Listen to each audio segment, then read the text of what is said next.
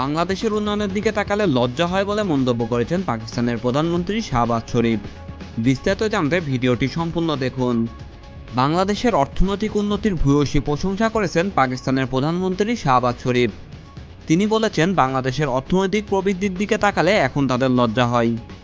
বৃহস্পতিবার পাকিস্তান ভিত্তিক সংবাদ মাধ্যম ডানের এক প্রতিবেদনে জানানো হয়েছে, আগের দিন করাচিতে সিন্ধু প্রদেশের মুখ্যমন্ত্রীর বাসায় ব্যবসায়ী প্রতিনিধিদের সঙ্গে মতবিনিময় সভার বক্তব্যে বাংলাদেশ নিয়ে এ সকল কথা বলেন পাকিস্তানের প্রধানমন্ত্রী শাহবাজ শরীফ।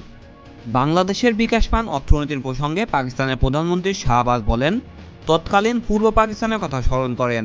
তিনি বলেন, সে সময় পূর্ব পাকিস্তানকে দেশের বোঝা মনে করা হতো, কিন্তু তারা শিল্পায়নের প্রবৃত্তিতে বিস্ময়কর অগ্রগতি অর্জন করেছে। মতবিনিময় সভায় শাহবাজ শরীফ আরও বলেন, আমি তখন খুব ছোট ছিলাম, যখন আমাদেরকে বলা হতো এটা আমাদের কাঁধের একটি বিশাল বোঝা। আজ আপনারা সবাই জানেন সেই বোঝা কোথায় গিয়ে পৌঁছেছে, এবং এখন আমরা যখন তাদের দিকে তাকাই তখন আমরা লজ্জাবোধ করি। 1971 সালের 9 মাসের রক্তক্ষয়ী সংগ্রামের মধ্য দিয়ে স্বাধীন হওয়া বাংলাদেশ এখন অর্থসামাজিক খাতের প্রায় সব সূচকে পাকিস্তানের চেয়ে এগিয়ে গেছে।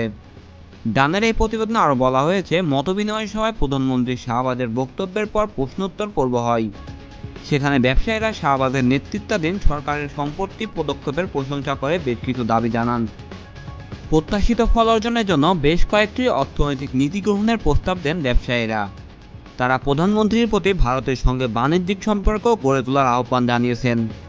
পাকিস্তানের রাজনৈতিক স্থিতিশীলতার জন্য কারাবন্দী তেহরিক-ই-ইনসাফের নেতা ইমরান খানের সঙ্গে সমঝোতা করারও অনুরোধ জানিয়েছেন তারা।